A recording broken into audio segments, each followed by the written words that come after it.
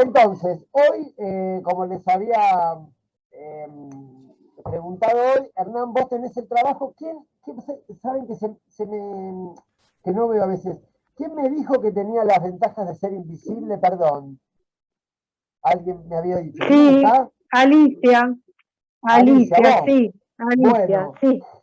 bueno, entonces pará. Tenemos a Hernán, tenemos a Alicia. Bueno, todos vieron El Resplandor, ¿verdad? Sí. Sí. Bueno, a ver, Hernán, a qué conclusiones llegaste? Obviamente, hago un comentario, obviamente todavía estamos, hace un tiempo largo ya, pero bueno, quizás es el tiempo que lleve, con todavía puesta en escena. No hemos dado el salto a puesta en cuadro, que sería el próximo ítem a ver, y luego a puesta en serie, que puesta en serie, para que se entienda, es montaje, básicamente. Eh, y puesta en cuadro, que es lo que me gustaría ver, si podemos hoy un poquito, y si no, en la clase que viene. Yo les hago un comentario. La clase que viene, porque fue lo más tarde que pude conseguir, porque si no, no me lo daban, yo la voy a dar. Por ahí voy a estar un poco disperso porque me voy a La Pampa. Creo que les conté que me invitaron a la fiesta nacional del teatro y el micro sale 22:10, así que como que medio voy a estar acá, no es que no, pero quizás voy a estar ya como medio en retiro. Así que, bueno, eso. Sepan que por ahí voy a estar un poco disperso, pero bueno, todo lo que Hernán diga ahora va a estar enmarcado, supongo, en esto que estamos viendo, que quizás hoy terminemos, que es puesta en escena, que a mi entender es, de hecho, por duración en el libro y por extensión en el libro del cual sacamos esto, es el ítem de más duración, porque es el que más elementos tiene y es el que en general el crítico, digamos, es como la primera impresión que el crítico tiene. Todo lo demás, ya sea puesta en cuadro y puesta en serie, ya requiere un saber más técnico. ¿Por qué técnico? Bueno, en principio porque puesta en cuadro, una de las cosas que evalúa es, por ejemplo, el tipo de lente, por ejemplo.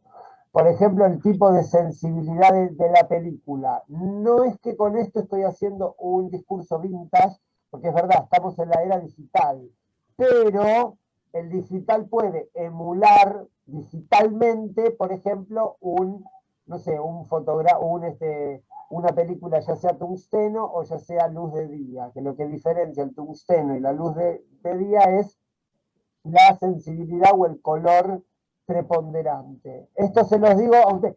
¿Se acuerdan cuando sacábamos fotos en los cumpleaños que salían muy naranjas? ¿Se acuerdan de eso? Bueno, salían muy naranjas porque Mediados de los 80, más o menos, ¿te acordás?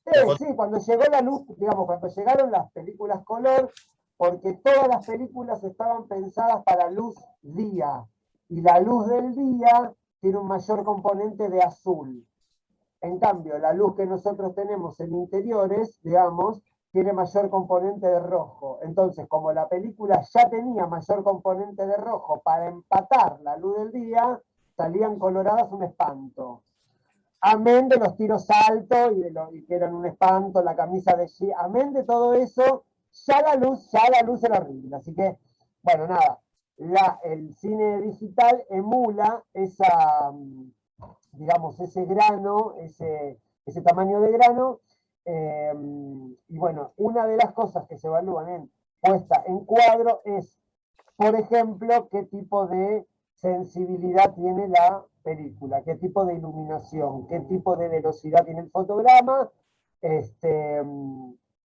tipo de encuadre, por supuesto, y qué movimientos. Eso lo vamos a ver después, porque tiene que ver ya no con los contenidos, sino con la modalidad. Pero si lo pensamos, no puede haber uno sin otro. O sea, contenido sin modalidad de comunicación no existe. Como una modalidad tampoco existe sin contenido. Bueno, listo. Eso sería como una especie de síntesis. Pues igual yo sé que voy muy rápido, pero bueno, después lo profundizamos un poco más. Bueno, Hernán, vamos a arrancar. ¿Me escuchan? Se escucha Sí. perfecto. ¿Me escuchan? Ah, bueno. Listo. Bueno, yo había preparado como una especie de imagen que me gustaría, si vos me dejás, Juan, no sé si se puede, de hacer una pequeña intro. Sí. Porque todos la vieron la película, ¿no? Sí. Sí. Sí. Estoy viendo si te puedo dar, No hace falta. Ah, No hace pensé que falta. para compartir pantalla, no. No, lo muestro. ¿Se ve acá? Sí, Esperá que apago la luz. Esperá. A ver si se puede ver. Lo que pasa es que se va a ver, pero chiquito, y quizás no se vea del todo bien, pero bueno, es más o menos. Esperá. dale. ¿Se ve de ahí? Sí.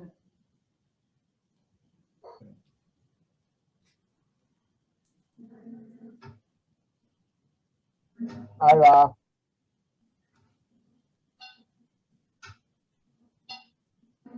¿Es la escena de la sangre? O no estoy viendo. No sé. Sí, parece la de la sangre. La del ascensor, ¿verdad?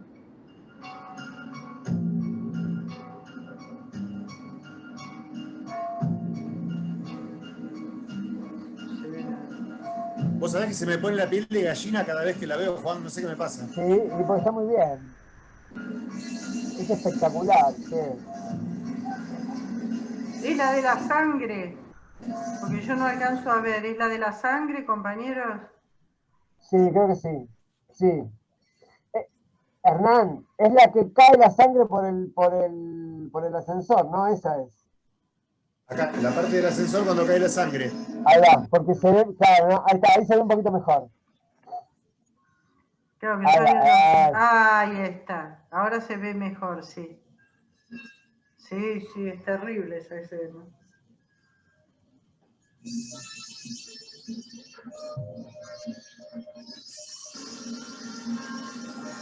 ahí va.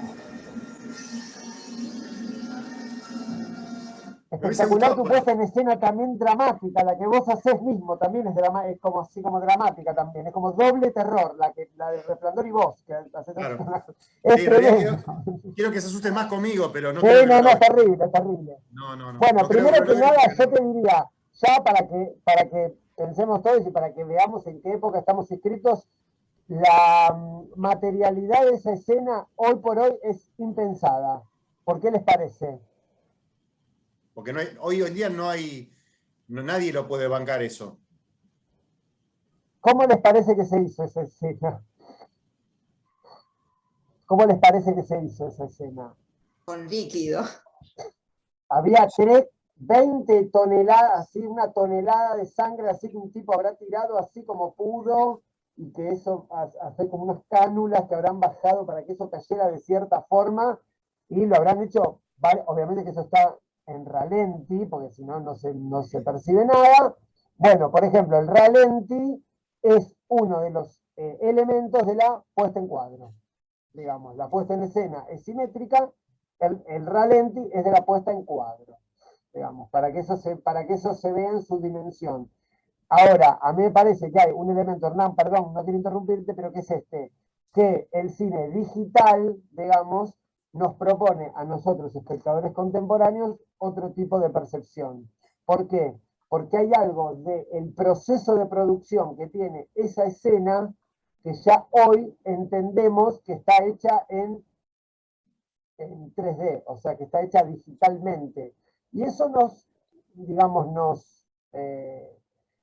sé, nos convoca como a otro tipo de percepción, quizás más artificial o más cercana al simulacro, si ustedes quieren. No digo que esté mal, lo que digo es que una escena así genera un impacto que hoy por hoy, no sé si les pasa a ustedes, que en lo digital es como que hay algo de cierto contenido humano que está diluido, digamos. Bien, dale Hernán. Bueno, acá te manda Dale. salud. Hola, ¿Cómo, Juan. cómo? Ahí va. Hola, Juan. No.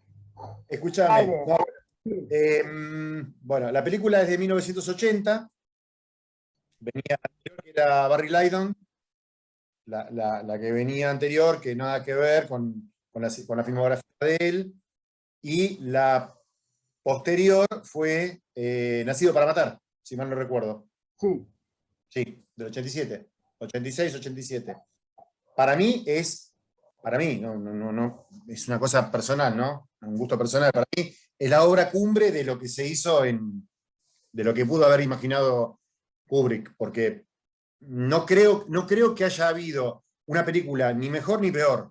Esta es la que marca una bisagra, o sea, Ok. acá puso toda la carne. La que marca una bisagra, ¿qué decís? ¿En su filmografía particular, en su trabajo como autor, decís? Creo que acá logró la perfección en lo que él quería buscar, para Ok, mí. está bien. Creo Sí, que, está muy bien. mirá que 2001 es muy buena película, es excelente película. De ciencia ficción, Sí, es impresionante los efectos que tiene. La sí, Naranja Mecánica, la que hablé la otra vez, también es muy buena película, es excelente película. sí, Pero logra con menos recursos o quizás con algo más simple, logra una cosa que todavía hoy creo que es objeto de estudio, ¿no? sí, claro. Sí, es una película que ha resistido bien al tiempo. El otro día vi, no sé si la vieron, seguramente sí, para hacer una cosita sobre lo gótico, El joven Manos de Tijera. Seguro que la vieron. Bueno, a mí no me parece mala, digamos, ya, igual ustedes ya saben que bueno o malo no hablamos acá porque son categorías morales que no, digamos, transitan por los carriles del gusto, pero es una película que para mí quedó vieja, lo que propone, digo, ya quedó vieja. Para mí, por ejemplo, 2001 y esta película se han mantenido en el tiempo. Tienen como esa especie de halo de lo clásico. Lo clásico en general nunca se desactualiza porque en realidad, digamos, transita por los lugares obviamente que también lo clásico es hegemónico y eso es toda una construcción, no es que es per se, digamos, pero El Resplandor es una película que para mí no envejece porque el sistema interno que genera, digamos, es perfecto. Entonces no se ve corrompido por, digamos, los avatares de las épocas. O sea, uno ve una película de los 80, otra, no sé, puede haber 1000, y ya quedó más vieja. Esta película es siempre, o sea, se puede ver como se puede ver un cuadro de Goya, qué sé yo, que como que no, que no queda ni viejo ni nada, sino que No siempre es envejece, como, es pulso contacto, claro, es pulso constante. no Bueno, ¿qué envejece. más? Dale, claro, Tiene un lifting temporal, tiene. Bueno, claro, quiero hablar un poquito de los actores porque él tiene un actor fetiche que también era Jack Nicholson, que él sí, lo sometió, él le quemó la cabeza literalmente, lo sí, llamaba todos los días, le decía que era el mejor actor del mundo, que no había un actor que se deje hacer lo que él se dijo, qué sé yo, hasta que logró lo que él quería, que era pervertirlo, y después, una vez que le quemó la cabeza, le dijo, chau, andate. Y el flaco como que quedó como, pero escúchame, ¿no era el mejor? Sí, Jack Nicholson en ese momento ya era una estrella, sí, ya era una estrella, ¿o sí, Sí, no? sí, Sí, sí, sí. sí. desde Busco mi destino, ¿no? Esa película de los motoqueros. No, y hay una anterior que ahora no me puedo acordar, que él es Ah, loco. alguien voló sobre el nido del cuco o No. Atrapado sin Sí, salida. Atrapado sin Atrapado salida. sin salida. Yo Atrapado la sin digo en su nombre salida. original. El atrapado sin salida fue así, ¡boom! La explosión de él. Sí, bueno, y Bueno, entonces, dale. la actriz, Shelley Duvall, que la mujer Sí, quedó traumada, porque en realidad le hizo el mismo proceso que le hizo Jack Nicholson, con la desventaja que ella tenía las defensas más bajas, porque Jack sí, Nicholson lo logró pervertir. De hecho, Jack Nicholson se fue allá, y ella no, ella quedó como marcada, ella quedó traumada después de hacer esa película, porque él le quemó la cabeza, o sea, la traumó, y ella creo que no sé si no volvió a actuar o no volvió a querer hacer lo que venía haciendo hasta ese No, momento. El único que creo que salió ileso de todo esto el es nene. el nene, Danny Es, Lloyd, es un que a hijo él de lo hicieron. puta ese director. Sí, sí, sí. Total, con el total, un nene, perdón, hago un enfermo. comentario. Si vuelven a ver esta película, si vuelven a ver El Resplandor con esta hipótesis que yo les voy a decir ahora, lo que dicen los textos que hablan sobre esta peli, que al nene se le inventó otra película. O Claro. sea, no se... Ah, esto vas a No. comentarlo, dale, dale, dale. A él le contaban como una historia, como un cuento, para que el pibe Claro, no ¿no? saliera del cuadro, del set de filmación, y al pibe no le afectara. Sí, ¿Sí? Ujú. A él le decían, mira, hoy vamos a jugar a que hacemos este papel. Y el sí, chico no sabía, no entendía muy bien lo que hacía, pero viéndola de vuelta, entendiéndola de vuelta, ¿viste la parte que habla con el dedo, con Tommy? Sí. Tony. Ujú. Eso creo que es virginal, porque en realidad es algo natural de los chicos que tienen un amigo imaginario que él en realidad decía que tenía en la boca. Él decía que tenía alguien en la boca que hablaba por él. ¿Te acordás? Sí, Se pone a hablar y dice, ahora tu papá va a llamar por teléfono y le va a decir que va a pasar tal cosa. sí. Como que él tenía, bueno, no spoileo nada porque en realidad estoy hablando de eso. No pasa Cuando, nada. Es una cuando él le película que tiene dice, 40 años. ¿Cómo vas a spoilear algo de 40 años? Ya está, ya si no la viste, ya fue. por ahí hay Claro. alguien que tenía otra interpretación o que la vio una vez y le gustó y se quedó con ese recuerdo. Pero está buenísimo cuando él, viste que él tenía el coso del Resplandor, que el actor, ¿cómo se llama? Hallman, Scarman Grons, el morocho, el negro que le Sí, dicen. sí. Le dice, nosotros tenemos una Afroamericano relación. se dice ahora, te digo. Claro, sí, bueno, no, pero viste que la película Afroamericano. le dice, la parte que le habla Grady, que le dice, Sí, te están queriendo meter ideas en la cabeza. ¿Te acordás? sí. Le dice una cosa así media despectiva, que como una cosa medio el negroide, el morocho, una cosa así le dice. ¿Viste? Ujú, Bien discriminador, bien, viste, ujú. le faltó el bigotito nada más. Y le dice que le Sí, estaba metiendo ideas en la cabeza al hijo. ¿Te acordás? ujú. Ellos Sí, sí. se comunicaban como medio telepáticamente. Viste que el nene en un momento dado se da vuelta, lo mira y le dice, ¿vos querés tomar helado? Y después pasa esa escena. Yo te hago una pregunta, Hernán, porque hay un tema en el guión, para mí en El Resplandor, supongo que todos la habrán visto, así que puedo hablar perfectamente, que finalmente, o sea, si ustedes lo piensan bien, yo creo que Kubrick hace un juego con eso, que finalmente la dimensión de El Resplandor, que es lo que tiene el nene, esa posibilidad que tiene, no está muy desarrollada en la película. O sea, ¿por qué les digo esto? Esto pensémoslo desde el guión clásico, que esto es lo que yo doy los martes. Un guión clásico o una narración clásica funciona de la siguiente manera. En el acto 1, digo acto porque el guión proviene directamente del teatro, es obvio esto, y sobre todo del teatro clásico que más o menos se funda, digamos, en el siglo XVII, en la tragedia isabelina, digamos, Shakespeare. En el primer acto se condensan todos los elementos que luego se despliegan, digamos, en el transcurso de la obra.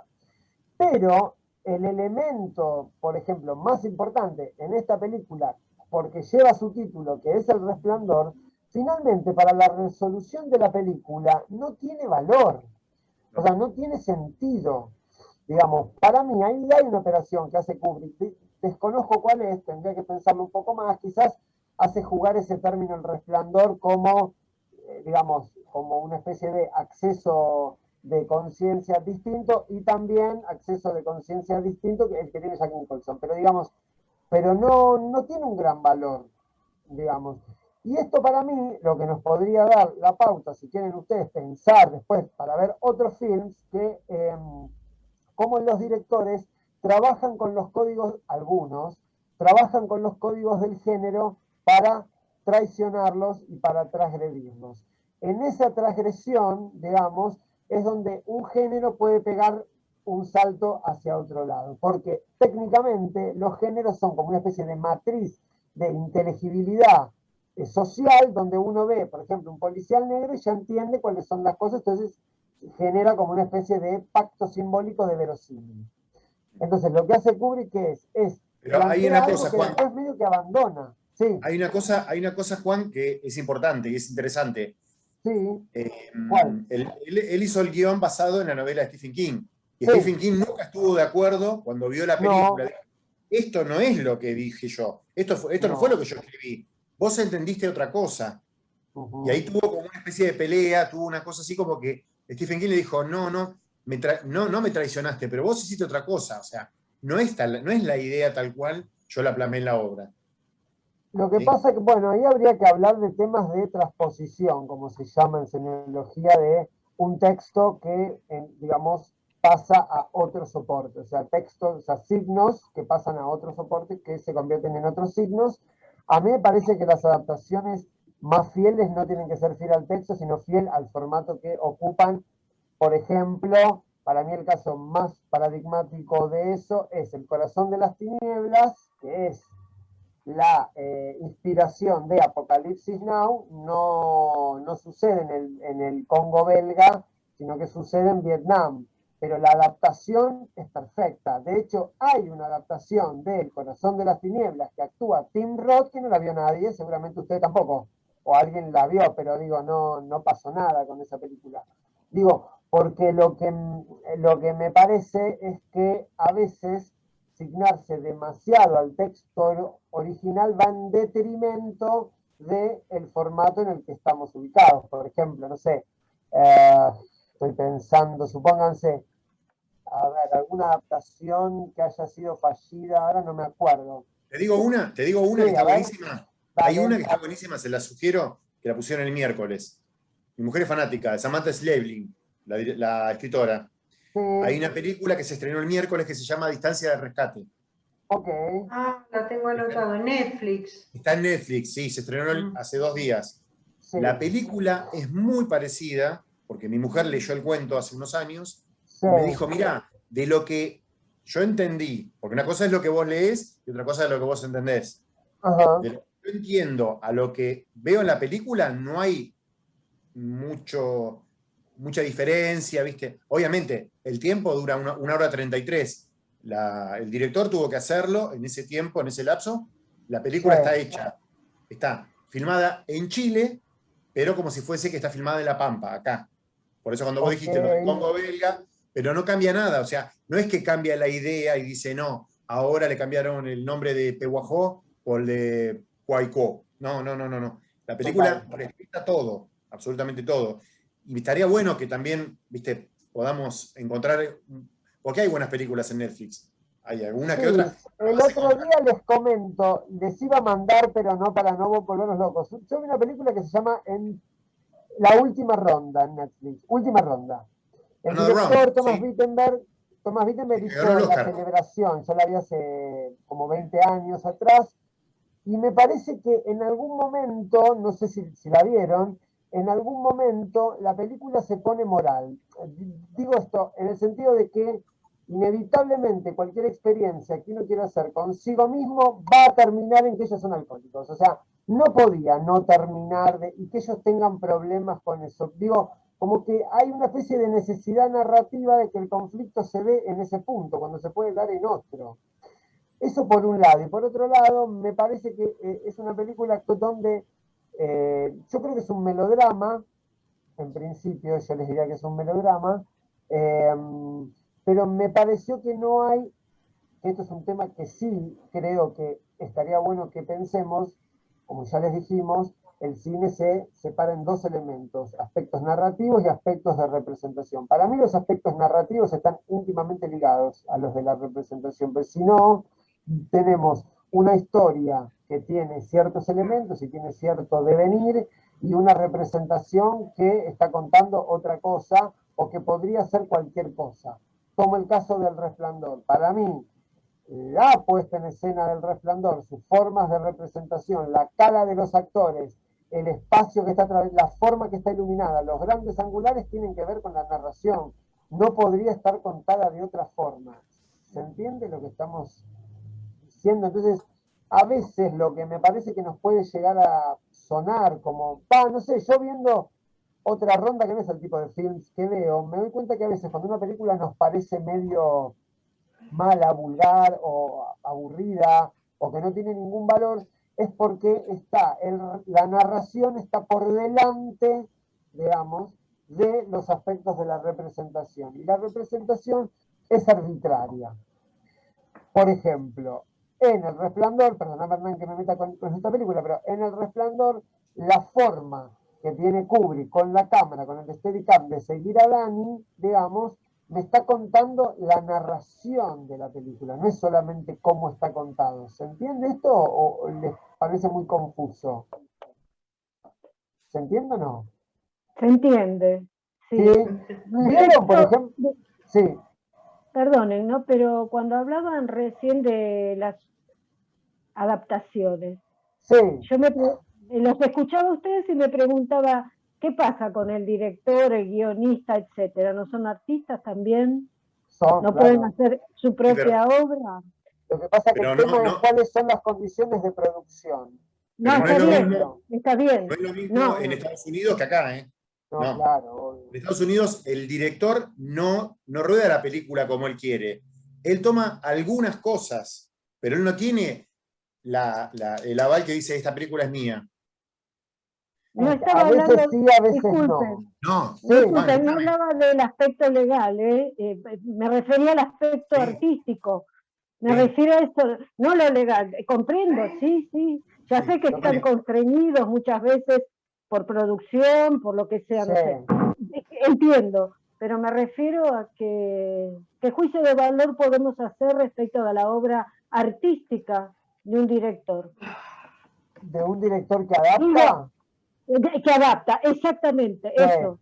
Mirá, yo te diría varias cosas. Primero, en Hollywood, pensando así lo que sería la meca del cine, que por lo menos fue la meca del cine, por ejemplo, en guión hay dos categorías, que es guión original y guión adaptado, porque la adaptación cinematográfica es algo que viene del origen de los tiempos por dos cosas. Primero, porque la generación de nuevos relatos es algo muy difícil. Seguramente si alguna vez habrán enfrentado a escribir algo de la nada, ex nihilo, es medio complicado. Y segundo, y fundamental, o sea, porque Kubrick adapta siempre novelas. Él siempre adapta novelas. O sea, no.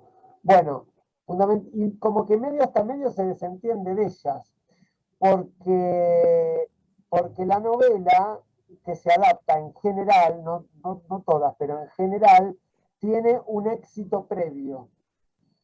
Y para los productores, para gente que produce, tener un material que ya fue probado en el mercado, que funciona, es un elemento que les sirve para la inversión. Entonces digo, hacer una novela de Stephen King, por ejemplo, si a mí me dieran para hacer una novela de Stephen King, digo, bueno, esto ya como mínimo supera la inversión. ¿Por qué? Porque está Stephen King atrás. Por ejemplo, habría que ver El secreto de sus ojos. Yo no leí. ¿Alguno leyó la novela del secreto de sus ojos de Sacchieri? No. ¿Sí? ¿Y qué tal? ¿Está respetada la peli o no? A mí lo que me comentaron, yo no leí esa novela, que la película es superior. Sí, el guion es de Sacchieri, listo, entonces, está bien. Porque no leí esa novela. Por ejemplo, Lolita, para mí, ¿no? A mi entender, Lolita, no la de Kubrick, la de Adrian Lane, es infinitamente inferior a la novela. Porque, digamos, superar a Nabokov es difícil, realmente es muy complicado. Así que bueno, eso con respecto a la adaptación. Digo, en general, sí, Héctor. Sí, perdón. No, sí, claro, yo creo que aparte el tema este es largo de discutir y se trata de idiomas distintos, ¿no? Sí, No, me quedé enganchado con lo que dijo Hernán. Sí, no, hoy las películas son de un conjunto. Ya quedó atrás la época, viste, de Orson Welles o del nuevo cine de Hollywood, ¿no? De Cassavetes, de toda la gente que intentó hacer un cine de autor. espera, ¿Perdón? espera que me está sonando el teléfono de línea, podés creer, tremendo.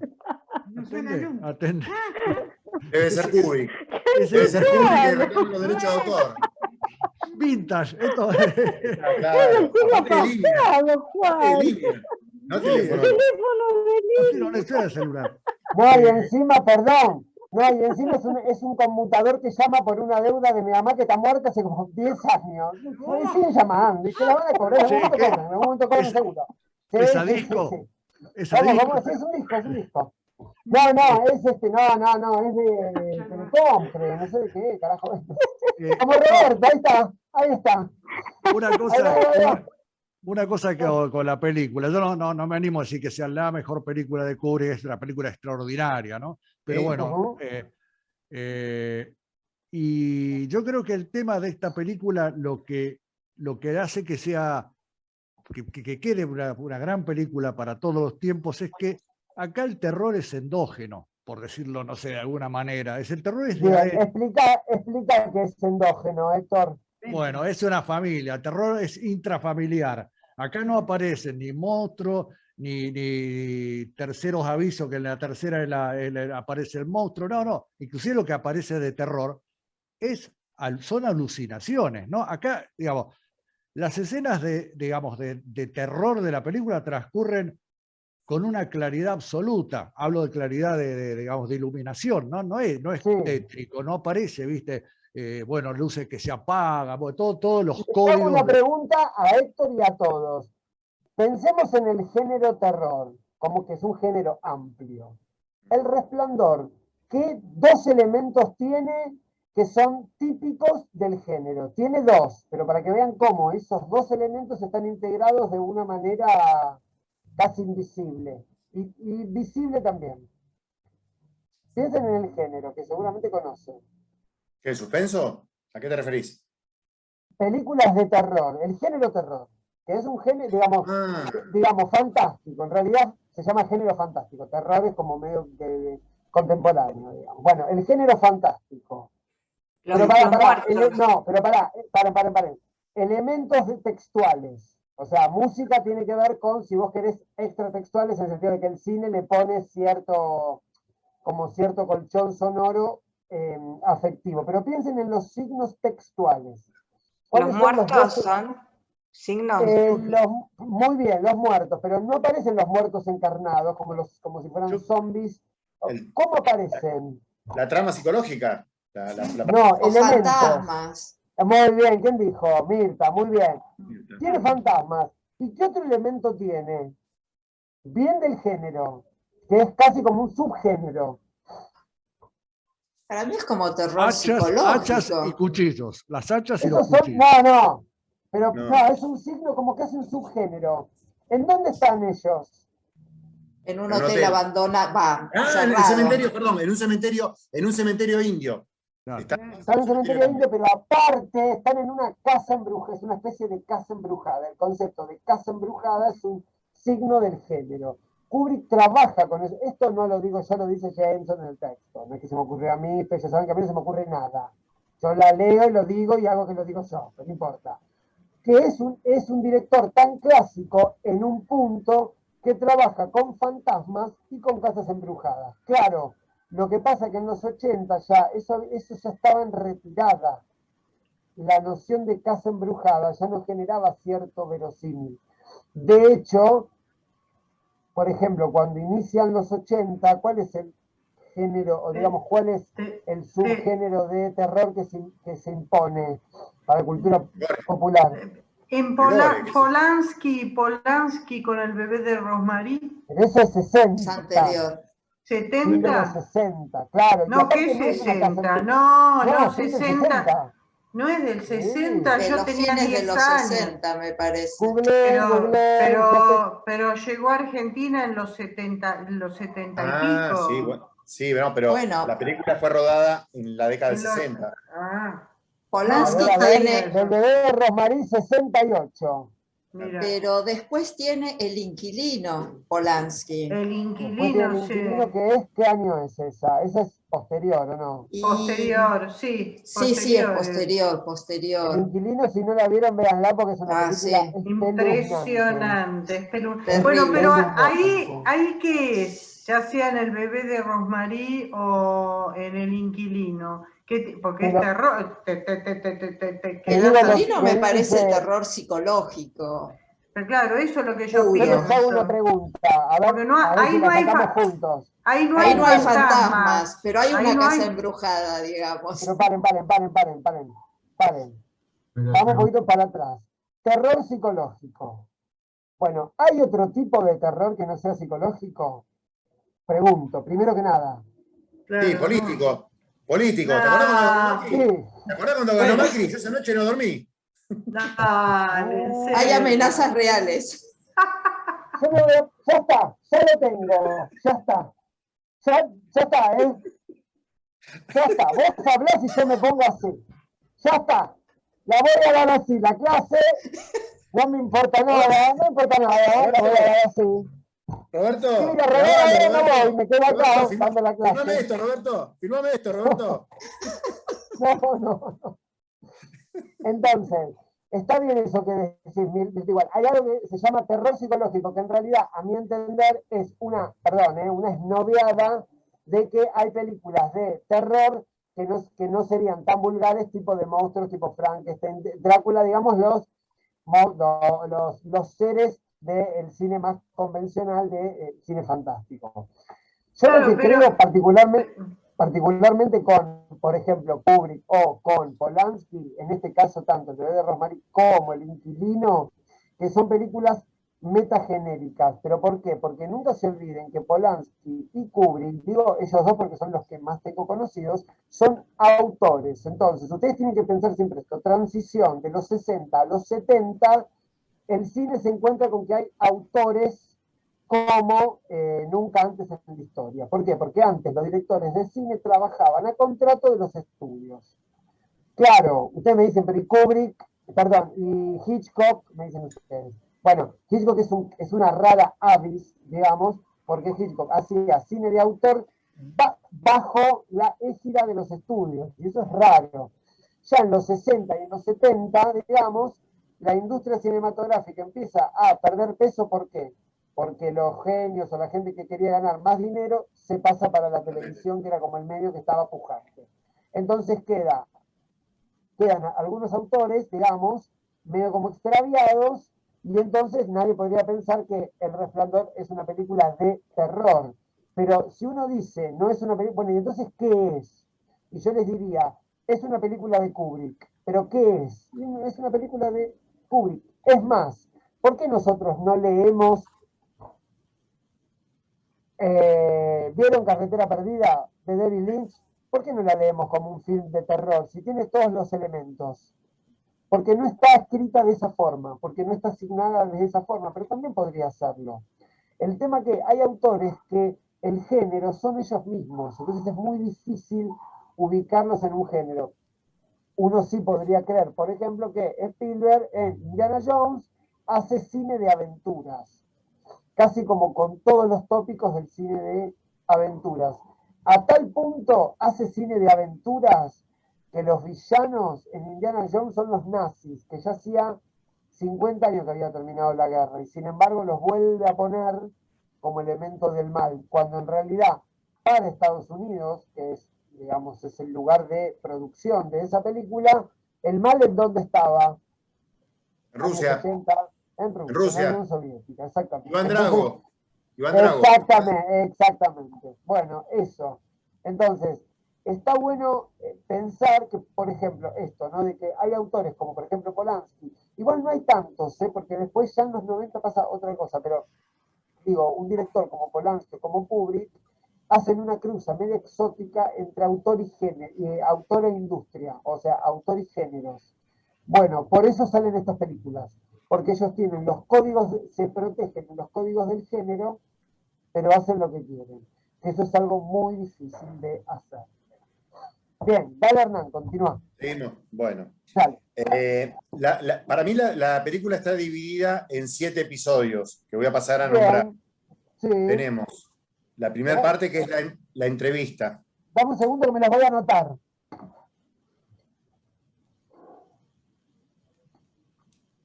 Dale. Ahí va. Tenemos la primera parte, que es la entrevista.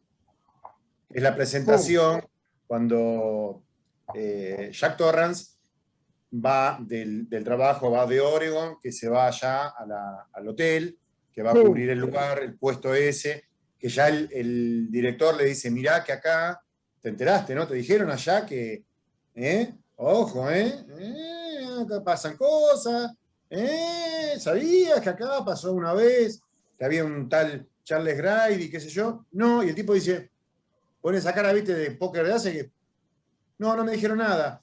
Seguramente no me dijeron porque me lo vas a decir vos, ¿viste? Es como que le tira la pelota al otro. Y ahí le dice, sí, vos sabés que acá hubo un tipo que una vez agarró y ahí te cuenta más o menos la trama donde viene la película. Que en realidad, la trama de la película... Te freno un segundito. Esto como para que, digamos, tiene más... Lo que está contando Hernán ahora, o sea, esto yo se los digo por si en algún momento quieren hacer alguna crítica, quieren escribir en algún lado, o simplemente para ustedes. Lo que está haciendo Hernán ahora no o sea, como para separar bien, no está en la zona de la representación, está en la zona de la La narración. narrativa. Él está contando el relato. El relato. Bien, y lo que acaba de decir recién es algo que se llama la premisa dramática. Se llama premisa dramática. O sea, vemos un tipo como Jack Nicholson entrando en ese lugar, vemos por otro lado la familia, vemos mujer, hijo, Jack Nicholson, espacio. Esa es la premisa, digamos.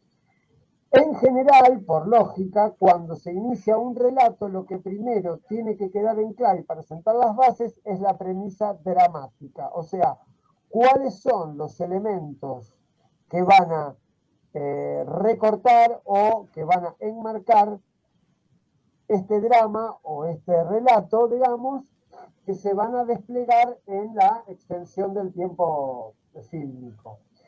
Entonces, Hernán, te hago el comentario porque vos estás, digo esto porque a uno se le confunde muy seguido, pero digo, como para que uno, cuando ve un film, trate, no porque esto que hizo él está mal, sino para que uno trate de despejar lo narrativo y empezar a ver, por ejemplo, cómo está representado lo que estamos viendo, o sea, cuáles son los contenidos de la imagen. Por ejemplo, vos me dijiste, arranca con la entrevista, ¿Qué le faltó a eso? ¿Arranca con esa escena o con qué escena arranca? Cuando el auto que va llegando al hotel, Muy y va bien. atravesando las montañas, y va pasando por los precipicios, y va viendo, y se ve, de repente, cuando él llega, la cumbre tiene un poquitito de nieve, porque todavía no había llegado el invierno. Bien, O ¿y sea, qué más? estaba ¿Cómo es ese? entrando, Bien, eso es puesto en escena. ¿Cómo es ese plano? es un plano, no es cenital, porque sí, puede ser cenital, porque es de Es un arriba. plano cenital, es un plano general, cenital con un gran angular. Sí. Entonces, a ver, ¿se acuerdan todos el comienzo? Hipoteticemos, ¿por qué arranca de esa manera El Resplandor?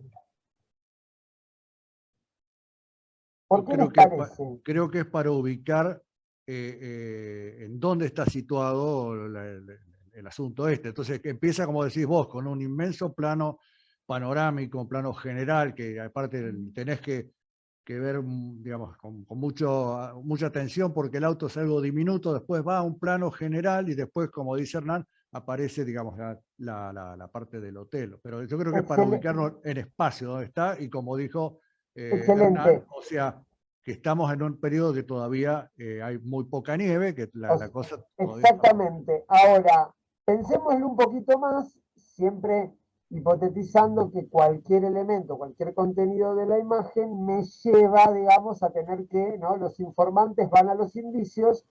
¿Por qué les parece que inicia así? ¿Qué me está contando Kubrick?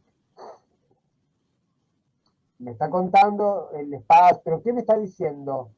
Para mí es el tema aislado. De que... ¿Cómo? No. ¿Quién dijo eso? Aislado. ¿Quién dijo? Que es un lugar aislado. Exactamente, que de ahí no van a poder salir, que están encerrados en la inmensidad. Eso está diciendo. Esas son las cosas que hay que ver. Sí. Hay dos cosas, Juan, hay dos cosas sí. importantes. Una que Dale. es todo lo majestuoso que es ese lugar, sí. Y que después, en el segundo capítulo, cuando dice día de cierre, porque vos ves de un ambiente gigante al plazo, la claustrofobia que empieza a sufrir el personaje. Sí. Cómo se le empieza a comprimir el cerebro y empieza a recibir toda esa presión que le habían dicho que iba a suceder, porque él estaba todo eso. Y él dice, no, a mí me viene bárbaro porque yo quiero escribir y con esto me va a servir un montón. Y en ese momento que él dice todo eso, la familia está en la casa y el pibe ya empieza. Ok. Con el dedito así ya le está diciendo, no. Ahí va a haber quilombo, claro, sí. Y la madre, viste que se le cambian los gestos. Porque ella cuando arranca tiene una sonrisa, viste que tiene esos dientes de conejo, estaba re feliz. Estaba Shelley Duvall, ¿decís? Sí. Estaba re contenta, era el laburo soñado para el marido.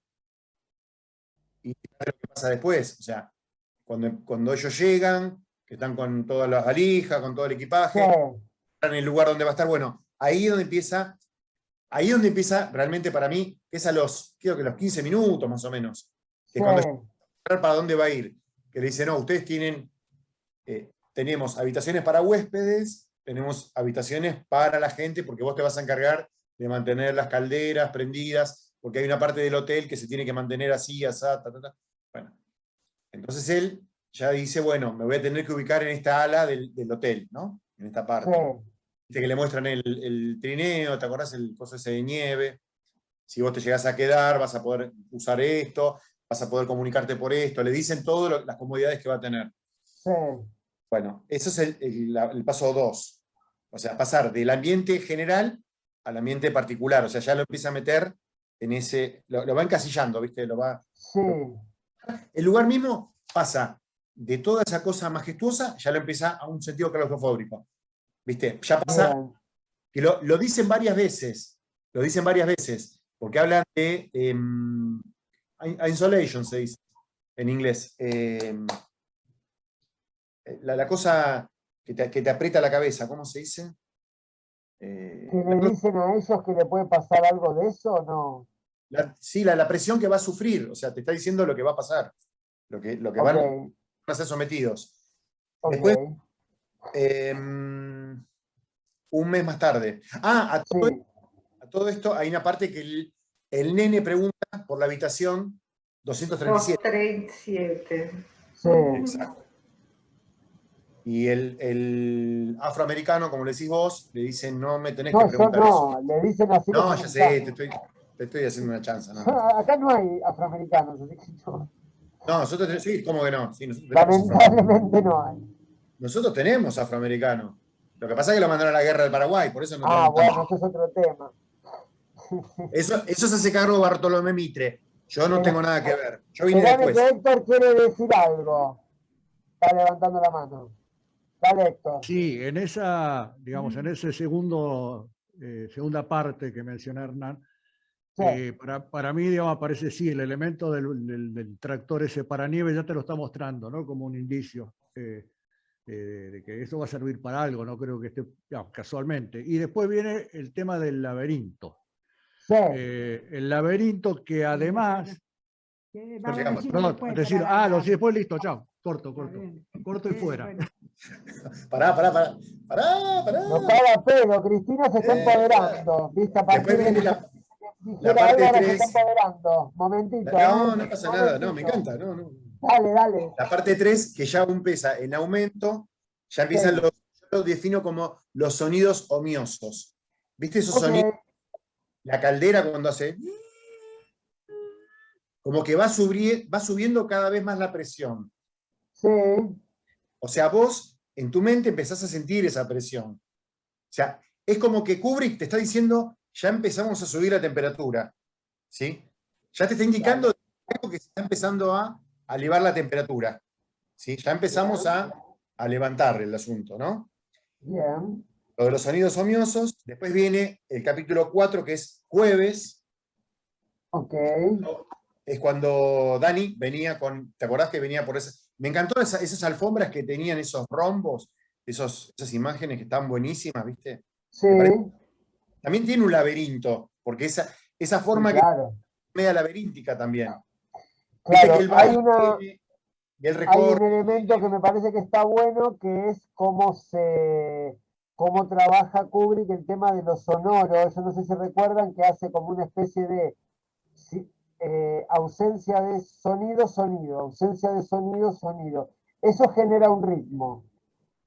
Y eso tiene como un sentido, en ese punto de que nada, todo, ¿no? Digamos, ahí está planteando algo como que Lo que pasa es que es muy ya sabés detallista que él. va.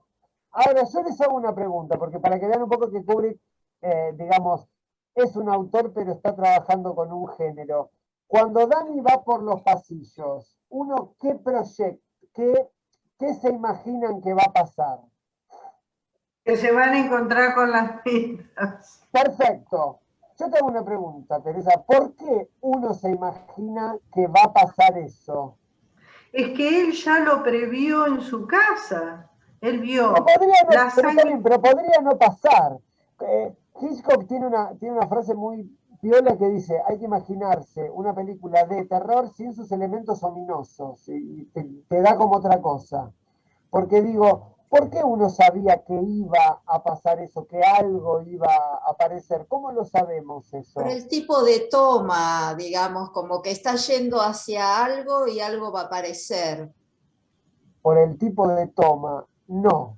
O no necesariamente. Vamos al comienzo de la película. A ver, pensemos un poco. La naranja mecánica, ¿arranca igual que El Resplandor? No. Una arranca con un primer plano, primerísimo primer plano, y el otro arranca con un plano general. O sea, son diametralmente opuestos. Bien, en el comienzo de la película El Resplandor, ¿a qué género nos ubica? ¿En qué género nos ubica? ¿Qué deriva tiene? Yo cuando arranca aparece. Eso un western no es, digamos, ya sabemos que no es un western. Entonces a esto voy. Nosotros, pase lo que, o sea, Kubrick sabe, porque los directores tienen que saber, que el espectador ya en los años 80 iba a entender, digamos, que con ese comienzo, cualquier cosa que sucediera en un pasillo iba a ser una aparición ominosa. ¿Por qué? Porque uno como espectador decodifica las reglas del género. ¿Se entiende? Esto es importante entenderlo porque, digamos, ustedes fíjense que yo se los pregunto y me dijeron, no, por la música. No, es porque uno ya entiende qué es lo que tiene que decodificar. Por eso hay películas como, por ejemplo, Del Crepúsculo al Amanecer, que seguramente la vieron, que en la mitad de la película cambia el género, entonces uno tiene que cambiar el sistema de códigos que tiene que pensar. Digo esto porque, insisto, este momento del cine, que es como de transición del cine moderno al cine contemporáneo, trabaja con estos elementos. Los directores se desentienden de cierta formalización genérica porque sabe que los espectadores ya vienen con un saber no sabido, que es esto. Si yo te arranco, te pongo esta música y un bosque desierto, vos ya entendés que estás en este género. Si yo te pongo un primer plano o no sé, un plano aberrante así, con una ciudad y un tipo con una sombra atrás, vos decís policial negro, ya sabés que policial negro. No sé, vamos a los 80, te pongo unos chicos en un campamento que se tiran al agua, vos decís, esto es splatter. Bueno, eso es la decodificación que todos tenemos. Está bueno pensarlo así, porque si no, no habría ninguna justificación para esas escenas de Dani. Pero el tema es que uno ya sabe lo que va a venir, uno ya espera que pase eso. ¿Se entiende? Digo, hay algo de los directores que trabajan con que el espectador prediga lo que sigue. Veamos. Dale, Hernán. Bueno, después viene, como le decía yo, el día jueves, que es cuando Dani encuentra la habitación 237, pero está la puerta cerrada todavía. Viste que se acerca a Picaporte, como que lo va a mover, la música. Ah, otra cosa que es interesante, ahora que me dijiste, Juan. Yo trazo un paralelismo también. Sí, El movimiento que hace Dani cuando va con el triciclo, que va sí, yendo, también tiene semejanza con el auto del padre. El auto del padre también va zigzagueando, va yendo y viniendo. muy Los dos bien. tienen, Para los que dos te tienen- freno, Hernán, porque así marco. Lo que está haciendo Hernán es esto: del informante al indicio. ¿El informante qué es? Un auto que va así. ¿Cuál es el indicio? Y que la vida de estas personas está en un péndulo, está pendulante. Esa es la tarea del crítico, digamos. Dale. después viene el día sábado. Sí, Ahí se pone lindo el asunto. Se pone lindo ¿por qué? Porque ahí él ya las había visto, pero las mellizas le dicen que quieren jugar con él, porque él ya sabe cuál es el juego y saben cómo va a terminar el juego. bien. Claro, porque lo visualiza, porque las ve muertas, Muertas. Claro, ensangrentadas. sí, ¿Saben pero ellas de...? interactúan con él, hasta ahí no habían interactuado. Él No, las no, veía, claro, sí, claro, él las Sí. veía, pero no había una interacción entre A ver si la encuentro. ¿Saben de dónde saca Kubrick la imagen de las dos nenas? Yo lo que No. sé es que en realidad no eran mellizas, eran, No. una era más grande que la sí otra. Bueno, No. Fíjate, No, fíjate que no está son bien, pero- mellizas. Para la película las hizo mellizas. Sí. Las vistió igual y las peinó igual, pero una era más grande que la otra. Pero bueno, daba como ese efecto. Pero, ¿saben? ¿Conocen a la fotógrafa Diane Arbus? ¿Les suena?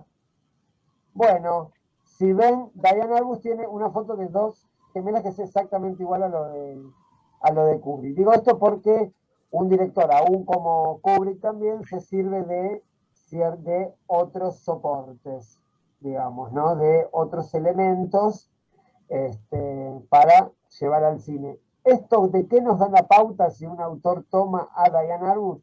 Que estamos en una película de un autor y que este autor está transitando por el carril del alto modernismo, al decir de Fredric Jameson. O sea, está trabajando en la industria porque está trabajando con Jack Nicholson, no es que trabaja con mi tío, pero trata de meter elementos, digamos, de la alta cultura. Nada, eso. Dale, Hernán, continúa.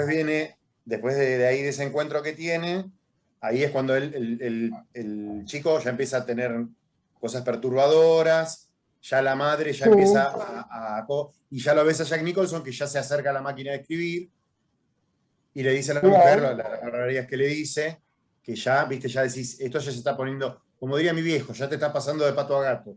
Ya se estaba yendo, Ok. claro, ya se estaba poniendo medio, ¿no? Violento. Sí. Ahí ya, aparte ya empieza a ver Ahí les a la dejé las imagen. fotos de las gemelas, por si la quieren ver después. Dale, Hernán. Yo quiero dormir, Juan, hoy, ¿puede ser? Dale, sí se ven bien.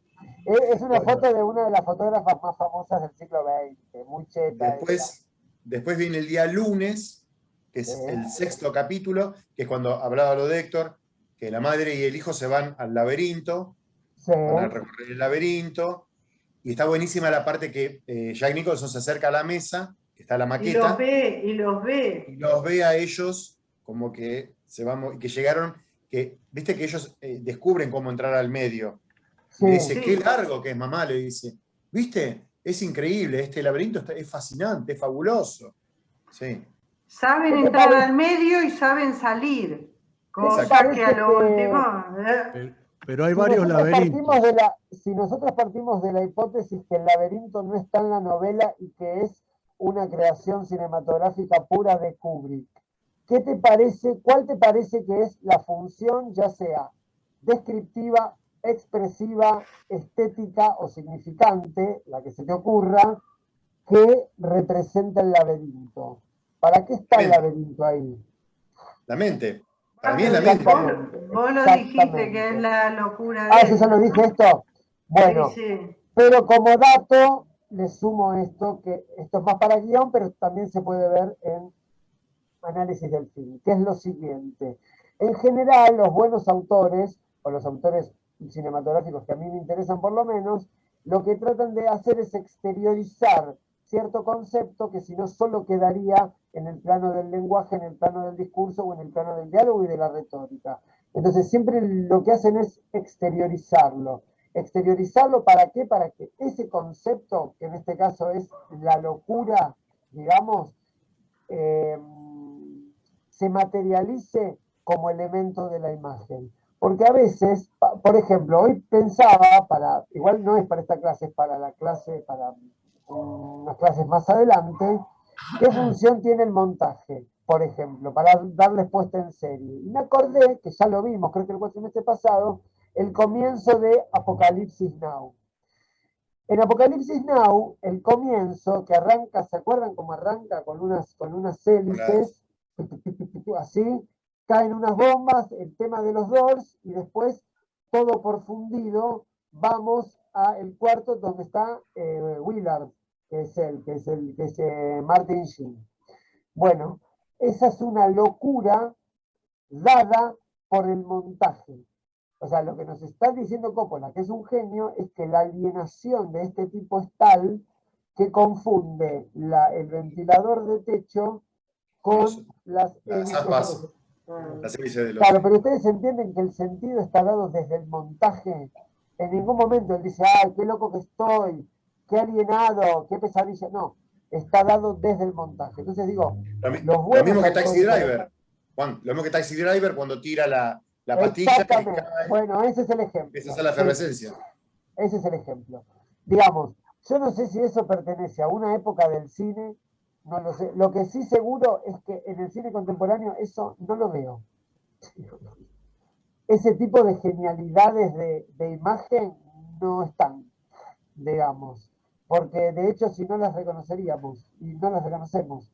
O sea, pasó la historia de Taxi Driver, pasó la historia Apocalipsis Now, pasó la historia El laberinto de El Resplandor, pero parecería que el cine tomó como otras derivas, a mi entender, más cercanas a el despliegue técnico que a, no sé, de alguna manera lograr unir una locura o un estado de efervescencia mental con una pastilla efervescente.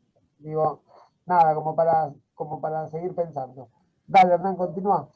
Después, bueno, ahí es también cuando ya él ya empieza a planificar lo que va a hacer, lo que a él le empieza a ocurrir en su mente, y aparece el hijo, ¿te acordás que le dice, voy a buscar un camioncito? Y le dice, no, vení. Y se lo sienta y le dice, vos estás contento, que estás acá con tu familia, que estás conmigo, ¿te gusta el trabajo de papá? Y el pibe lo mira. Lo que tiene Juan, que yo noté, Sí, el pibe es un informante increíble. sí, El pibe es un informante increíble. Cuando están sentados comiendo el helado con ¿cómo se llama? sí, con Con el Hallman. afroamericano. Con Hallman, sí, Hallman. Sí, Hallman.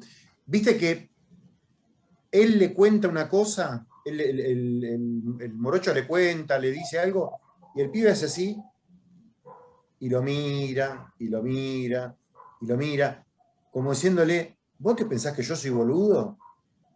Viste que lo mira así, y como diciéndole, yo tengo la misma telepatía que tenés vos. Vos pensás una cosa y me querés decir otra con la boca.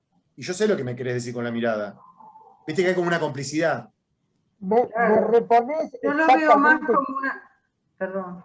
Dale, Pere, dale. No, que yo lo veo más como una complicidad. El pibe cree que a él le está pasando y de golpe descubre que hay otros que también pasan por eso y es Sí. mutuo, ¿viste? Sí. Ahí Sí, es sí, donde sí. se da la Lo complicidad. que me parece raro ahora que lo estamos analizando es que realmente con eso no pasa nada, porque podría comunicarse con ese personaje de otra forma, Sí. digamos. Lo Sí. que te iba a preguntar, Hernán, es esto, a todos, a vos también, y a todos. ¿Por qué? Yo ya dije lo que dice Jameson con respecto a esto, que esa es una mirada, pero ¿por qué enloquece Jack Nicholson?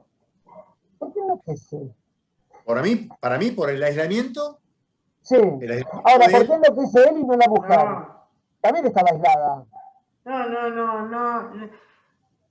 La última foto, hay una foto del año Sí. 1921 en Claro. donde Sí, está él presente. sí. Sí. Él está ahí. Sí. Para mí es una incógnita, pero él está ahí. Y no creo que se haya vuelto loco porque está aislado, porque no sabe lo que quiere escribir. Es como que hay un proceso más allá de él, de Ahí locura. va. ¿Cuál es el proceso más allá de él?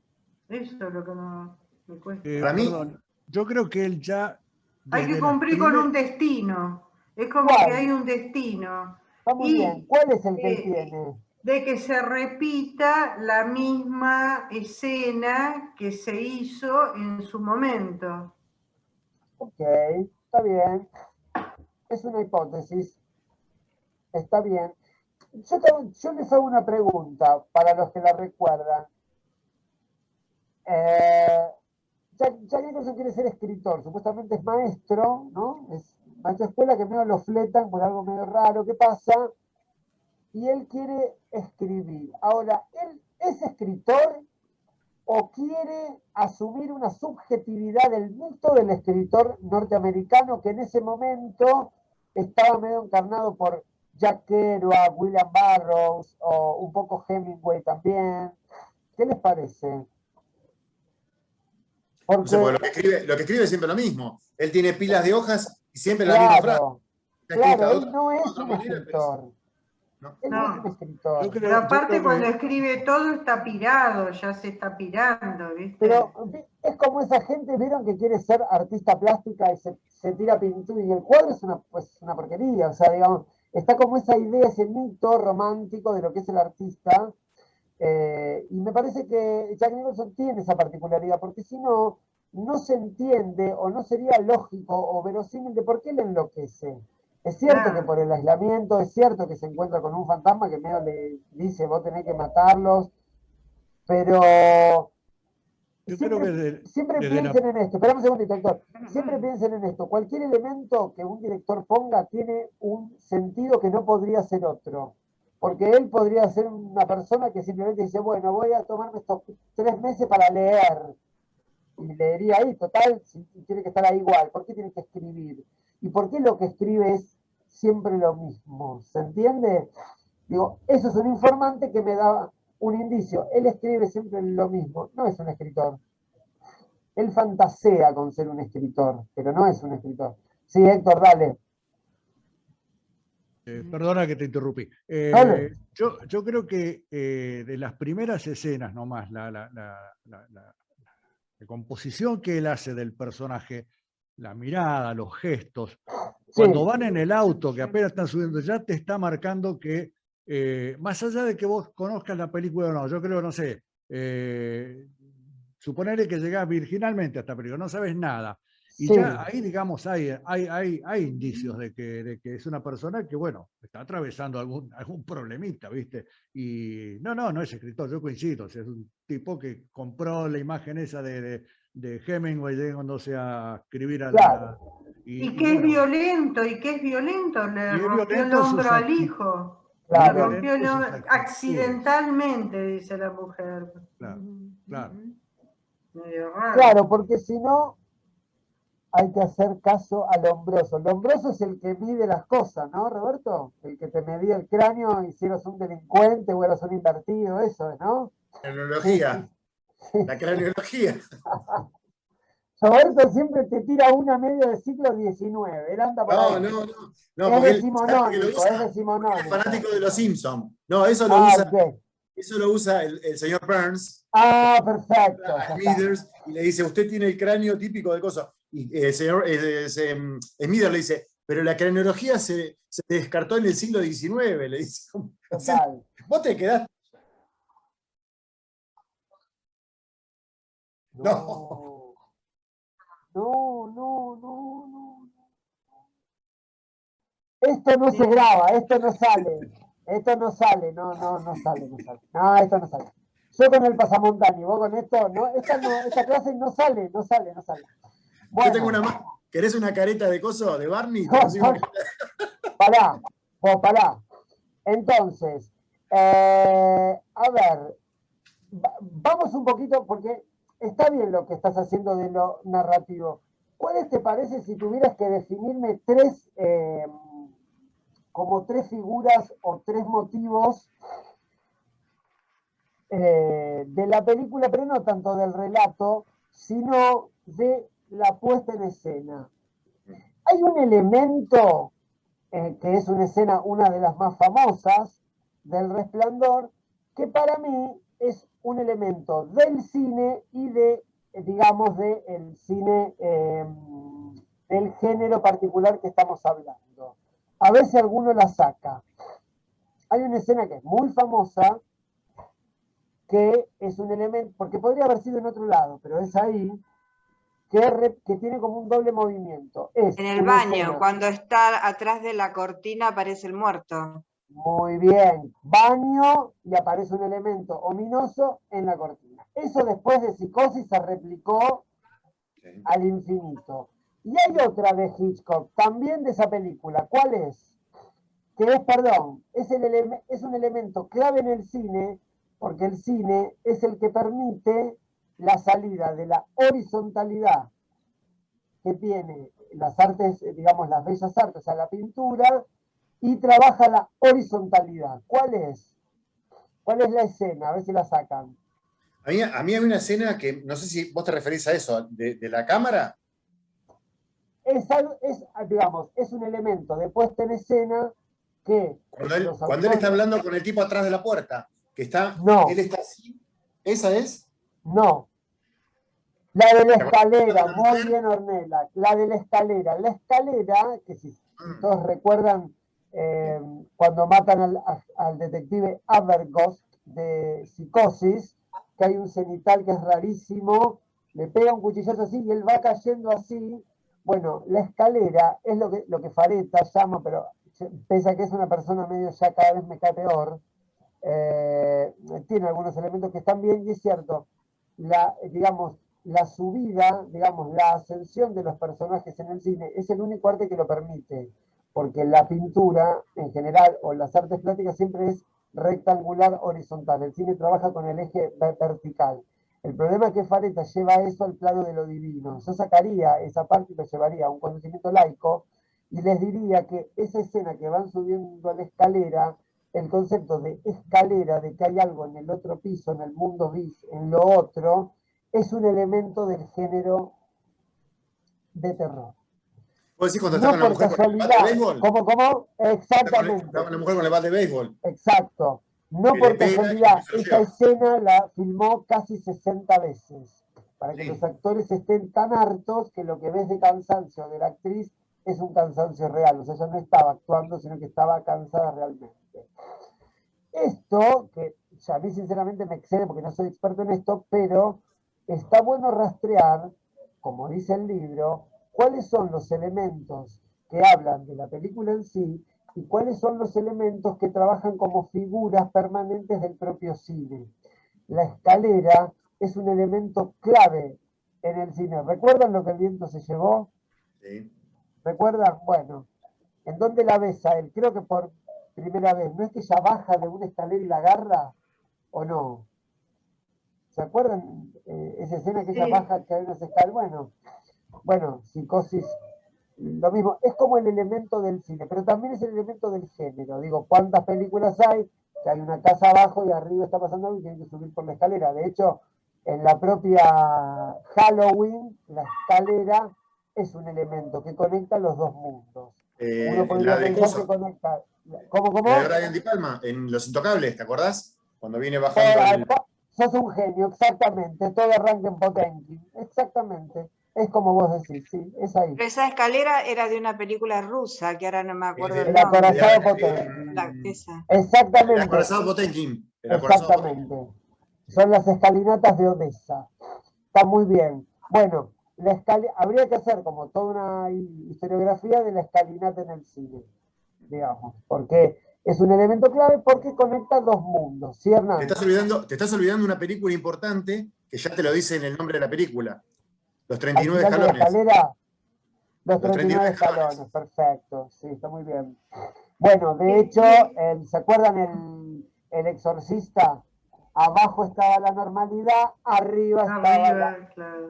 Claro, esto, chicos, no es una locura que se me ocurrió a mí porque me fumé un porro, que no sería el caso ahora en este momento, que podría pasar igual, no es que no, pero no en este momento, pero digo, esto está estudiado, digamos, de que el elemento escalera separa dos mundos.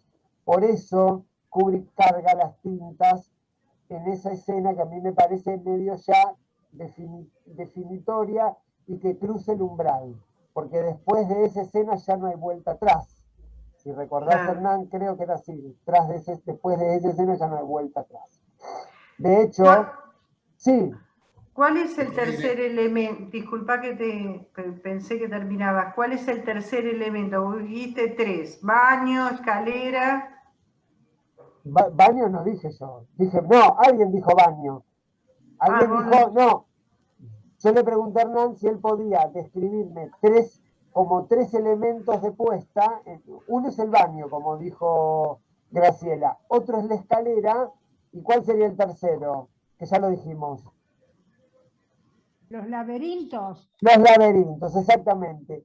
¿Por qué les digo esto? Porque está bueno que ustedes empiecen a hacer lecturas por fuera de lo narrativo y que vean qué elementos de la puesta van directamente al sentido. ¿Se entiende? Les pongo el mismo ejemplo que ya les puse hace 2 o 3 clases atrás. Cuando en Los excéntricos Tenenbaum, uno de los hijos se pone a discutir con el padre en un cuartito y prenden la luz y hay todos juegos, esa escena me habla de lo que es esa familia, de lo inmadura que es esa familia, de lo dislocada que es esa familia. ¿Se entiende? Porque si no, siempre pensamos que lo más importante en una película, quizás en un texto también, con esto no quiero ponerme muy formalista, aunque obviamente sí lo es, siempre está dado en los diálogos, que lo más importante se transmite en los diálogos, y en realidad no. Uno tiene que hacer una lectura y correr y ver cuáles son los elementos de la apuesta que el director logró, digamos, capturar para que eso vaya directamente al sentido. Al sentido es a qué tengo que entender, qué tengo que, digamos, cómo puedo conocer algo que me está diciendo el director, pero no en el campo del lenguaje, sino en el campo del cine. ¿Se entiende? A lo que estamos pensando, digo, imagínense, no sé, ¿vieron? ¿Quién me habló y que vio? Ah, que no vino, de antes del amanecer. No sé que alguien que no vino hoy, que me dijo que hizo un estudio de la trilogía Diesel. Bueno, si ustedes ven esa película, que es todo un recorrido, como un deambular por la ciudad, hay una escena que para mí sintetiza todo, que son ellos dos mirando por una ventanita que hay un músico tocando un clavicordio. ¿Se entiende? Digo, ese tipo de cosas, como que, porque te habla de los encuentros imprevistos. ¿Sí, Roberto?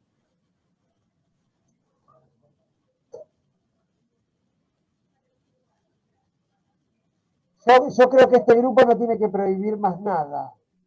Ya lo prohibió todo. Tenemos un WhatsApp totalitario, que es el único caso en el mundo de un WhatsApp totalitario.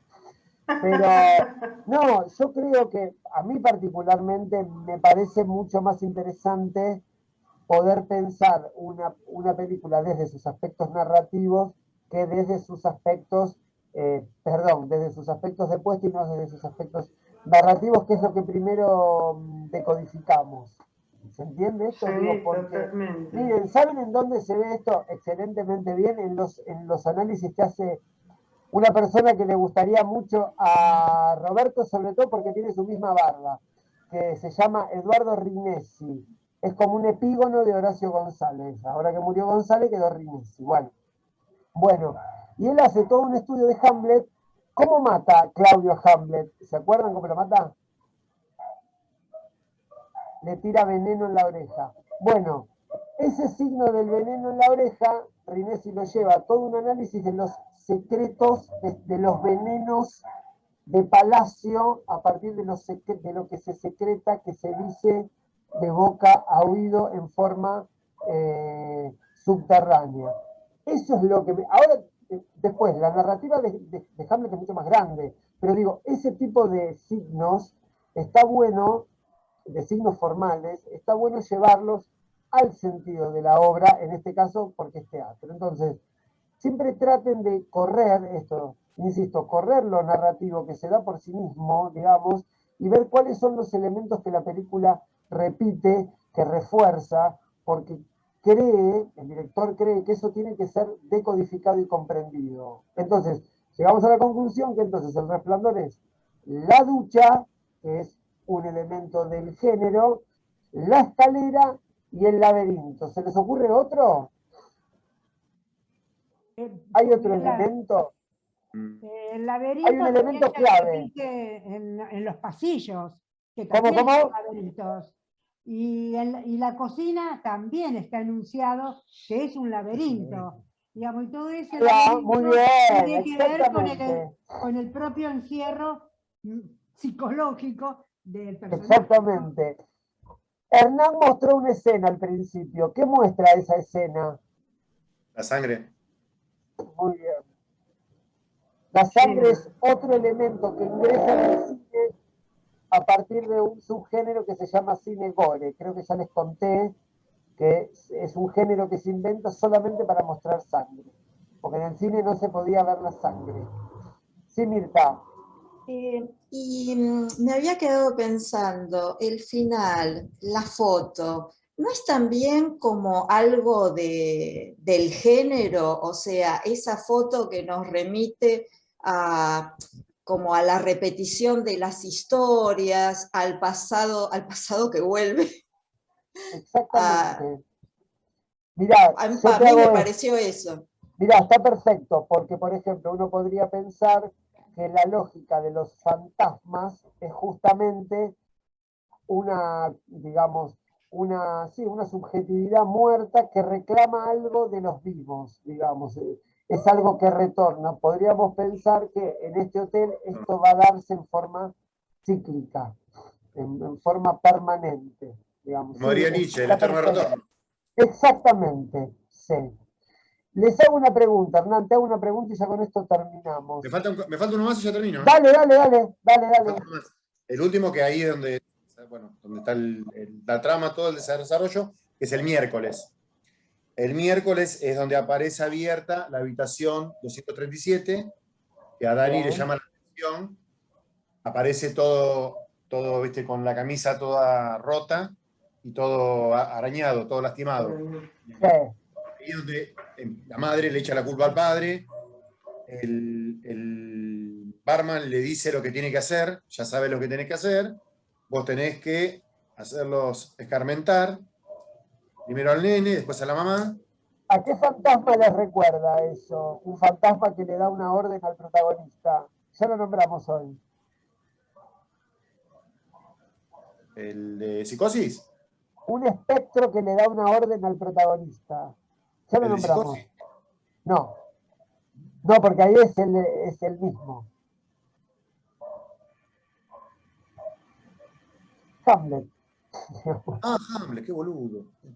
Y te digo más, tomando lo que dijo Graciela, ¿podríamos pensar que el agujerito que tiene Norman Bates para espiar, más o menos es la cara de Jack Nicholson, haciendo, quizás estamos forzando el argumento, pero digo, ¿podríamos pensar que ese elemento se repite? Sí, podríamos pensarlo, digamos, porque si no sería de otra forma.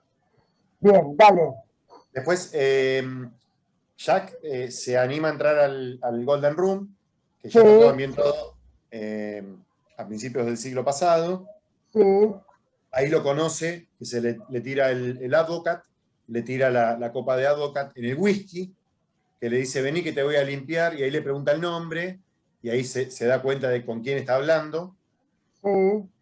Ahí ya toma la locura ya tiene otra dimensión, digamos. Te hago una preguntita, Hernán. ¿Te recordás cómo es la iluminación en esa escena que habla con el barman? Sí, bien luminosa. En el baño, todo rojo. Pero de dónde, cuando está hablando en la barra, ¿de dónde viene la luz? ¿Te acordás? De abajo. Exactamente. ¿Se acuerdan que habíamos dicho que si ustedes ven esa escena fantástica de 2001 cuando baja el de la ONU, que está iluminado desde abajo?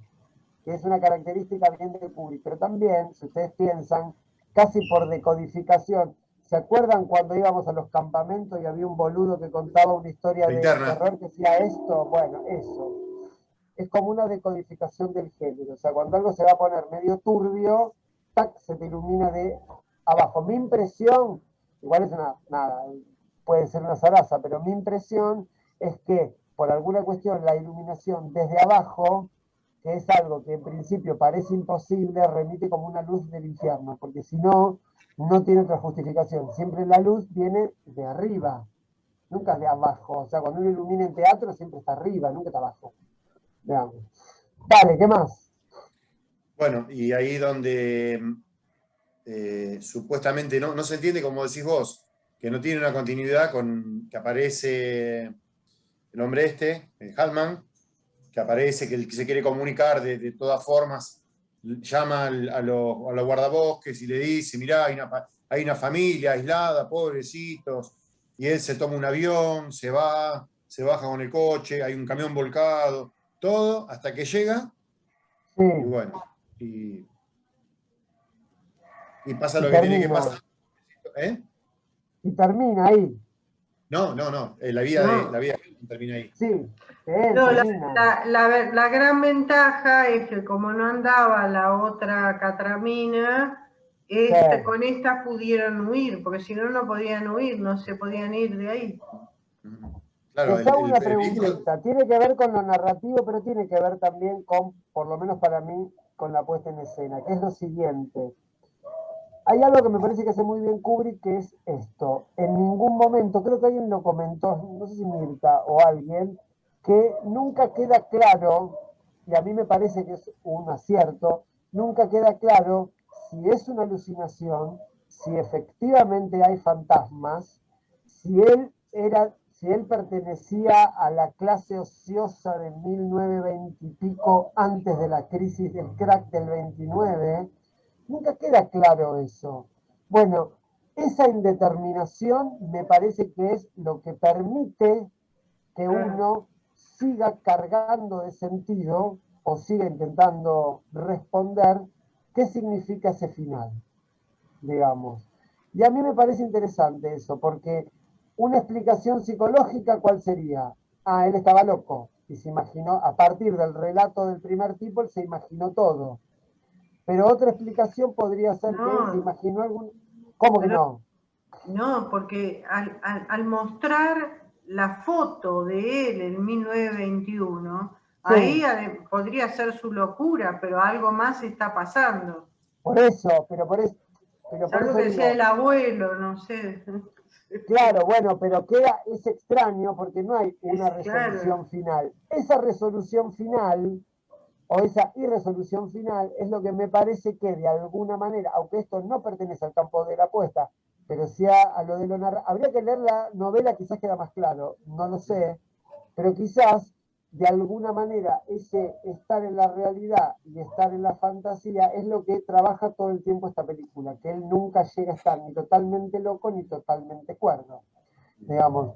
Estas cosas para mí, cuando se le sustrae el sentido único a un signo en una película, es lo que nos permite seguirnos preguntando por qué es lo que está pasando, digamos, que me parece que es lo que sigue pasando. De hecho, nadie podría afirmar exactamente qué es esto. ¿qué pasa? Como nadie podría afirmar qué es la alucinación final que tiene Alex Delarge cuando parece que ya está curado porque puede volver a tener nuevamente fantasías violatorias, si va a volver a matar o no va a volver a matar. Yo entiendo que sí, pero bueno, eso no queda del todo claro. ¿Se entiende esto? Digamos, digo, como es interesante como esa indeterminación, porque en general en las películas de género todo tiene que quedar claro. Lo que hace Kubrick es, digamos, multiplica las respuestas, digamos. Bien, ¿algo más? Es que por ¿Hernán? eso, digamos, Sí, sí, sí, cierto. yo creo que tenés que suspender por un momento la incredulidad, ¿viste? Digamos, si no dejaría de ser una película de terror psicológico y pasaría a ser una película que cierra perfecto. Mira, que te queda con la duda, ¿viste? Te metió en ese mundo, en esa locura y Sí, bueno, pensá lo que quieras, ¿no? O sea, me parece que va por ese lado, si no ya pasaría a ser otro género y bueno, claro. se Lo que generaría pasa que, miedo por otras cosas. Yo creo que el miedo se genera precisamente por esto, digamos, las cosas que no cierran del todo y porque es, digamos, como dije, no sé si corresponde endógeno, digamos, las cosas ocurren en un ámbito de encierro. de encierro familiar. exactamente, fíjense, Hernán no lo hizo y creo que nadie los comentó un poco, sí, vos, Héctor, por lo de un miedo endógeno, o sea, familiar, que uno podría hacer una lectura de un drama familiar con esta película con elementos fantásticos. O sea, poner los elementos fantásticos en segundo plano y hacer una lectura de un drama familiar como puede ser un melodrama, por ejemplo, digamos.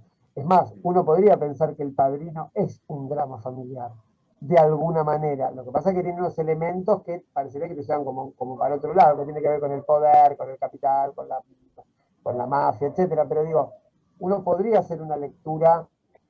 De hecho, Hamlet también es un drama familiar, digamos, si ustedes quieren. Es un hermano que mata al otro para quedarse con su mujer y con el poder. O sea, es como es peronismo puro, digamos, ese Hamlet. Bueno, pero nada, eso. Entonces, ¿algo más, Sí, Hernán? sí. Resumen final, ¿sabés qué me Sí, acordé? Me dale, vino a la cabeza. dale. No, hay una frase, ¿vos la viste, El encanto del erizo? la película? No, ¿Alguno la vio? me suena mucho. Roberto la vio. ¿Te acordás, Sí, En la Roberto, vi, unidad pero no cuando- me básica. acuerdo. No me En una acuerdo. unidad básica pasaron El Encanto del Origen. No, No. no la vio en una unidad básica, Roberto. Bueno. Claro.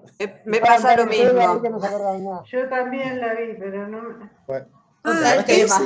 disculpa, A ver, Hernán, habla. es la que la mujer era, diríamos, la encargada del edificio. del edificio. Sí, esa. Algo del sí, sí, edificio. ¿Te me acordás? acuerdo. Hay una frase que es magistral que me quedó. Sí. Que hay una frase que dice: todas las familias felices son iguales y todas las disfuncionales se parecen. Claro, total, sí. Sí, sí. En todo caso, sí, a mí me parece que el tema de la familia como elemento dramático es algo de lo que, por lo menos el teatro, que es lo que, digamos, trabajo yo, no ha logrado todavía desembarazarse, digamos. Sobre todo el melodrama y sobre todo como el elemento de descubrir cuál sería el buen funcionamiento familiar. Lo que hace Kubrick, en este caso, igual estamos haciendo una lectura en extra clave, que esto nos podría llevar a otra hipótesis de trabajo, que es el objeto artístico se revelará según la hipótesis de lectura que nosotros tengamos. Imagínense que ustedes, estamos en el 2021, imagínense que estuviéramos en los 80, ¿qué lectura hubiéramos hecho? Psicoanalítica. En realidad el padre, lo que es un padre, es el padre que hay un Edipo mal resuelto. Arrancamos con esa. Y si arrancamos con esa, los elementos aparecen, empiezan a aparecer. Digamos, son tres, entonces hay uno que es el tercero excluido. Bueno, y ahí arrancamos con la liturgia psicoanalítica y no paramos más. Entonces digo, para mí lo que es interesante es poder pensar, como para concluir, es poder pensar cuáles son los elementos de la representación que nos dirigen a un sentido conceptual, digamos. Todo lo que Hernán dijo, que está perfecto, eso nos tiene que conducir a un sentido conceptual y empezar a recortar cuáles son los elementos con los que está trabajando el director. Se está trabajando, por ejemplo, escaleras, se está trabajando la bañera, se está trabajando el laberinto, se está trabajando los pasillos como el laberinto, y como dijo Cristina, está trabajando no solamente el laberinto, sino también la cocina como laberinto, si está trabajando el espacio como un laberinto, como dice Borges, que el laberinto más perfecto es ese desierto, que no hay nada, y es un laberinto que está abierto, pero estás en el desierto. Bueno, esos son los elementos para que uno pueda hablar sobre lo que está viendo por fuera del campo de la narración. Insisto, no porque la narración sea algo que hay que desdeñar, sino porque, y con esto ya termino, Godard, creo que se los dije a ustedes o lo dije los martes, no recuerdo, dice que posiblemente nos olvidemos por qué Marion llega al Hotel Bates o por qué Bruno y el otro chico que se encuentran en el tren, en Extraños en un tren o en Pacto Siniestro, lo que se llama, se conocen. Pero sí, no nos vamos a olvidar de la escena de la ducha, ni del encendedor, ni de cuando los pájaros le sacan los ojos a una persona en la película Los pájaros. ¿Por qué? Y él dice que Hitchcock es el mejor artista del siglo XX porque es un gran creador de formas. Entonces, tomando ese concepto de Godard, me parece que es interesante pensar en un film cuáles son las formas que nosotros podemos absorber para conocer, o sea, para poder pensar. Y no tanto, digamos, los aspectos narrativos que en definitiva, a mi entender, son como una especie de excusa, digamos, para que el cine tenga algún soporte, pero que en realidad los autores cargan las tintas sobre.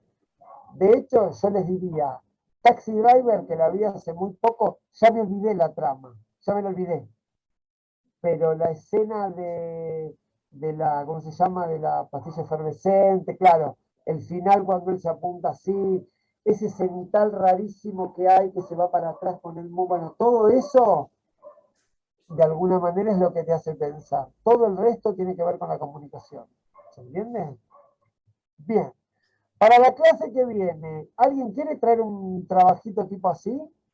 Cortito, 3 elementos que vieron en una puesta. Hernán ya lo hizo, otros más ya lo hicieron. ¿Alguno que no lo haya hecho?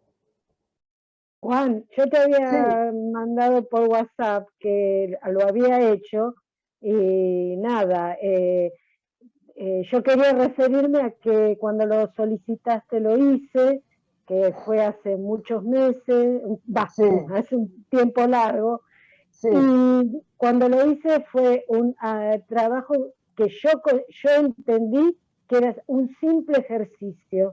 Es un simple ejercicio. No, por eso es que te dije que es vergonzante lo que hice, sí, porque acá trabajaron, yo no trabajé, yo escucho para aprender, trabajaron con obras icónicas, obras icónicas. No importa, no, pero podés trabajar con lo que quieras. Sí, yo entendí eso. Lo que sí me permitió, más allá de lo que hice, ¿no? Me permitió poder mirar desde otra manera, que era eso, por eso es que concurría yo a estos encuentros. Está muy bien. No sé si tengo los elementos, no, seguramente que me faltan, pero puedo atreverme a ver desde otro lado una misma... Alicia, tengo una pregunta. Vos me habías comentado que eras docente, ¿verdad? Sí. No era, No. sigo, sí. Bueno, entenderás perfectamente entonces que hay algo medio constructivista en la educación o en la pedagogía, que es de a poco. Si vos traes el trabajo, aunque vos creas que es una cagada, si vos traes ese trabajo, te podemos sumar cosas, y cuando te sumemos cosas, ahí decimos, y ahí se da como, digamos, se termina de sancionar la actividad pedagógica. O sea, yo pienso que sería medio como, no sé, fantasioso creer que uno al toque, yo doy 2, 3 conceptos y al toque viene la otra clase con todo sabido, no, que es imposible. Así que trae lo que tengas, que está bueno, y a mí me parece mucho más divertido, así que yo les dé un tema puntual, que se los voy a dar obvio porque faltan. Pero digo, me parece que se pueden ir introduciendo otros temas con respecto a ejemplos que traigan ustedes, que más que yo les esté dando como una bajada de línea. Sí, Roberto. Más que Alicia. Y después no iba. Sí. Entonces, escuchen una cosa. Tenemos para la clase que viene, que si me lo permiten va a ser 15 minutos menos, así me voy a retiro más rápido. Ustedes piensen que yo viajo a La Pampa. O sea, ya. Tenemos Alicia, Ornella con la... ¿Cómo? ¿En serio? No puede ser. Me hicieron vacunar. Me tuve que vacunar para ir a La Pampa. En fin. Entonces, Alicia, Ornella con la forma del agua, ¿y alguien más? Grisel, listo.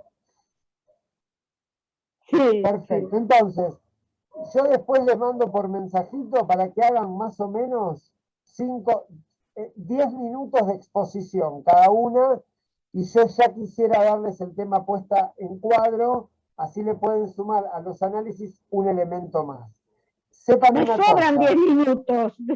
Con bueno, 2 o 3 horas. no, porque vamos a ir comentando. Claro, todos vamos a hablar. Obvio, acá, ustedes saben ya que acá no se calla nadie. Ya lo sabemos esto. No. Cuando arranca María Esther en el chat, te la regalo. Bueno, entonces, escuchen, porque sepan que los elementos de la puesta en cuadro son elementos más técnicos. Entonces, por ahí es un poquito engorroso, pero bueno. Yo ya encontré un clipcito de una película que, si no la vieron, véanla, que les va a servir bien para diferenciar puesta en escena de puesta en cuadro, que es Requiem for a Dream. Seguro que la vieron, pero bueno, si no la vieron, vuélvanla a ver, porque queda bien claro que hay cierta puesta en escena de los elementos bastante teatral, yo les diría, y bastante clásica. En un punto está todo muy centrado. Y la puesta en cuadro, o sea, el trabajo de la cámara, el trabajo del dispositivo cinematográfico está extremado. Porque ya se los tiro como hipótesis, porque el trabajo de la puesta en cuadro es ocupar el estado alterado por la heroína que consumen los protagonistas. Entonces, es una cámara que está drogada a la cámara, para que se entienda, digamos, el concepto. Entonces, vuélvanla a ver y Requiem. Requiem para un sueño, de Darren. Ajá. Sí.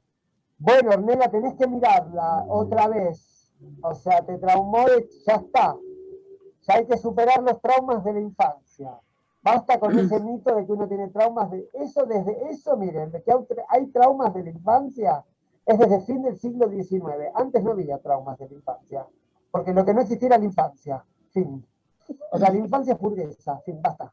Bueno, igual está bien, vayan al psicoanalista, vayan más. Hay que ver a Leonor Silvestri. Basta, no la nombremos más, que se está mudando.